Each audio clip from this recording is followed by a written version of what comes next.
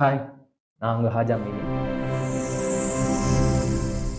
போன வீடியோஸ்ல பார்த்தோம்னா, நம்ம வந்து ஃப்ரண்ட் எண்ட் என்ன, பேக் எண்ட் என்னன்னு பார்த்தோம். இப்போ இன்னைக்கு டீப்பரா கோடிங்ல போய் HTMLனா என்னன்னு பார்க்க போறோம். அதுக்கு ஃபர்ஸ்ட் என்னன்னா, அத நம்ம ஒரு இதுல போய் டைப் பண்ணணும். அதுக்கு என்ன தேவைப்படும்னா, கோட் எடிட்டர் தேவைப்படும். சரிங்களா? எல்லாருமே யூஸ் பண்றது என்னன்னா, விசுவல் ஸ்டுடியோ கோட். அந்த எடிட்டர் தான் யூஸ் பண்றாங்க. இப்ப நான் வந்து என்னுடைய லேப்டாப்ல வந்து விசுவல் ஸ்டுடியோ கோட வந்து நான் இன்ஸ்டால் பண்ணியிருக்கேன். நீங்க இன்ஸ்டால் பண்றது ரொம்ப சிம்பிள் தான். நீங்க இந்த மாரி சர்ச் பண்ணீங்கன்னா, ப்ரௌசர்ல போய் சர்ச் பண்ணீங்கன்னா ஆப் வரும். அத போய் இன்ஸ்டால் பண்ணீங்கன்னா, ரொம்ப காம்ப்ளிகேட்லாம் இல்ல. Just install. இன்ஸ்டால் ஆனதுக்கப்புறம் இந்த மாரி நீங்க அதை கிளிக் பண்ணி ஓப்பன் பண்ணிக்கோங்க. ரைட். நான் வந்து நியூ விண்டோ வந்து ஓப்பன் பண்ணிக்கிறேன்.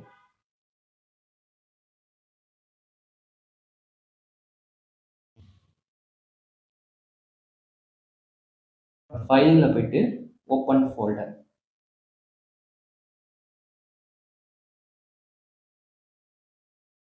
எப்பவுமே பார்த்தீங்கன்னா, நீங்க விசுவல் ஸ்டுடியோ கோட் அது மட்டும் இல்லாம, நீங்க எந்த ஒரு ப்ராஜெக்ட் பண்றதா இருந்தாலும், ஃபர்ஸ்ட் நீங்க ஒரு ஃபோல்டர் கிரியேட் பண்ணி வச்சுக்கங்க. அந்த ஃபோல்டருக்குள்ள போயிட்டு நீங்க ஃபைல கிரியேட் பண்றது தான் ஒரு குட் பிராக்டிஸா இருக்கும். சரியா? இப்போ வந்து நான் HTML அப்படின்னு ஒரு ஒரு ஃபோல்டர் கிரியேட் பண்ணி வச்சுட்டேன். அதுல ஆல்ரெடி நான் கிரியேட் பண்ணியிருக்கேன். அதை டெலீட் பண்ணிக்கிறேன். டெலீட் பண்ணிட்டு, இந்த மாதிரி தான் என்வாயன்மென்ட் இப்படி தான் இருக்கும். போனோனே இப்படி இருக்கும். நம்ம HTMLங்கிறத ஓப்பன் பண்ணனால HTML அப்படிங்கிறது காட்டுது. இது வந்து இந்த இத கிளிக் பண்ணீங்கன்னா, நீங்க ஃபைல் கிரியேட் பண்ணிக்கலாம். இத கிளிக் பண்ணீங்கன்னா, நீங்க ஃபோல்டர் கிளிக் பண்ணிக்கலாம். இத கிளிக் பண்ணீங்கன்னா, ஃபோல்டர் கிரியேட் பண்ணிக்கலாம். சரி, ரைட். நான் வந்து இப்ப என்னன்னா, ஃபைல் கிரியேட் பண்ண போறேன். அதுக்கு நேம் வந்து index.html அப்படின்னு நான் வைக்க போறேன். இண்டெக்ஸ்ங்கிறது நேம், HTMLங்கிறது எக்ஸ்டென்ஷன். ஏன்னா நம்ம வந்து HTML எழுத போறோம். HTML தானே எழுத போறோம். இப்போ நீங்க வந்து பைத்தான் எழுதிங்கன்னா .py போட்டீங்கன்னா பைத்தான் அப்படின்னு சொல்லுவோம். இப்போ .html போட்டோம்னா HTML எழுத போறோம் அப்படிங்கிறத நம்ம சொல்றோம். இதுதான் எக்ஸ்டென்ஷன்ங்கிறது. ஓகே. இப்போ வந்து நான் என்டர் கொடுத்துருவேன். இப்போ நம்ம ஒரு ஃபைலை கிரியேட் பண்ணியாச்சு. ஓகே. இப்போ வந்து நம்ம இந்த மார்க் எக்ஸ்க்ளமேட்டரி மார்க் வந்து நம்ம கிளிக் பண்ணோம்னா, ஆட்டோமேட்டிக்கா விசுவல் ஸ்டுடியோ கோட்லயே வந்து சஜெஸ்ட் பண்ணும். பாருங்க எனக்கு வந்து எம்எட் அப்ரிவியேஷன் அப்படின்னு சஜெஸ்ட் பண்ணுது. நான் ஜஸ்ட் அது என்டர் குடுத்தா, எனக்கு ஒரு HTML பாய்லர் பிளேட் கோட வந்து எனக்கு குடுத்துரும். சரிங்களா? சிம்பிளா வந்து ஒரு ஸ்ட்ரக்சர கிரியேட் பண்ணி குடுத்துரும். இது வந்து ஆட்டோமேட்டிக்கா இந்த விசுவல் ஸ்டுடியோ கோட்லயே இருக்கு. இதே நீங்க நார்மலா நீங்க வந்து நோட்பேட்லயே நீங்க எழுதலாம். நோட்பேட்ல எழுதும்போது பார்த்தீங்கன்னா, எந்த ஒரு சஜஷனுமே காட்டாது. நீங்க ஸ்க்ராட்ச்ல இருந்து எழுதுற மாரி இருக்கும். சரிங்களா? இப்ப HTML ரன் பண்றதுக்கு வந்து எந்த ஒரு ஒரு கம்பைலரும் எதுவுமே தேவை கிடையாது. டைரக்ட்டா நம்ம கோட் எழுத போறோம்.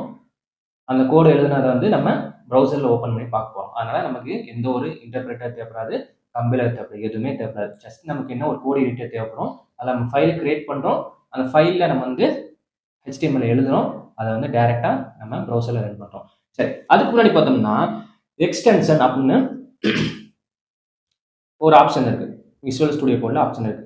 இதுல வந்து நம்ம வந்து லைவ் சர்வர் அப்படிங்கிறத அந்த அந்த எக்ஸ்டென்ஷனை வந்து நம்ம டவுன்லோட் பண்ணி இன்ஸ்டால் பண்ணிக்கணும். சரிங்களா? இந்த விசுவல் ஸ்டுடியோ கோட்ல வந்து இந்த விசுவல் ஸ்டுடியோ கோட்ல வந்து நிறைய எக்ஸ்டென்ஷன் இருக்கும். அது வந்து என்ன ஹெல்ப் பண்ணும். எக்ஸ்ட்ராவா ஹெல்ப் பண்றது நமக்கு. இப்போ நம்ம வந்து லைவ் சர்வர்ங்கிற எக்ஸ்டென்ஷனை வந்து நான் ஆல்ரெடி இன்ஸ்டால் பண்ணியிருக்கேன். நான் உங்களுக்கு காட்டுறேன். இதை வந்து நீங்க இன்ஸ்டால் பண்ணீங்க. இது எதுக்கு யூஸ் ஆகுதுன்னா, நீங்க நீங்க பண்ணக்கூடிய ஒவ்வொரு சேஞ்சஸும் ஆட்டோமேட்டிக்கா ப்ரௌசர்ல வந்து என்ன ஆகும்? எஃபெக்ட் ஆகும். நீங்க ஏதாவது ஒரு சேஞ்சஸ் பண்றீங்கன்னா, அது வந்து டைரக்ட்டா எஃபெக்ட் ஆகும். சரி, இப்போ வந்து நான் என்ன பண்ணிட்டேன்னா, இங்க பார்த்தீங்கன்னா, அத இன்ஸ்டால் பண்ணோனே கீழ பார்த்தீங்கன்னா, கோ லைவ் அந்த மாரி காட்டும் நமக்கு. சரி, அத கிளிக் பண்ணோனே, எனக்கு வந்து என்னாச்சு? ப்ரௌசர் வந்து ஓப்பன் ஆகுது. கரெக்ட்டா? ப்ரௌசர் வந்து எனக்கு என்ன ஆகுது? ஓப்பன் ஆகுது. ஆனா பார்த்தீங்கன்னா, அதுல ஒண்ணுமே கிடையாது. ஜஸ்ட் எம்ப்டியா இருக்கு. மேல பார்த்தீங்கன்னா, ஒரு 127.0.0.1ன்னு இருக்கு.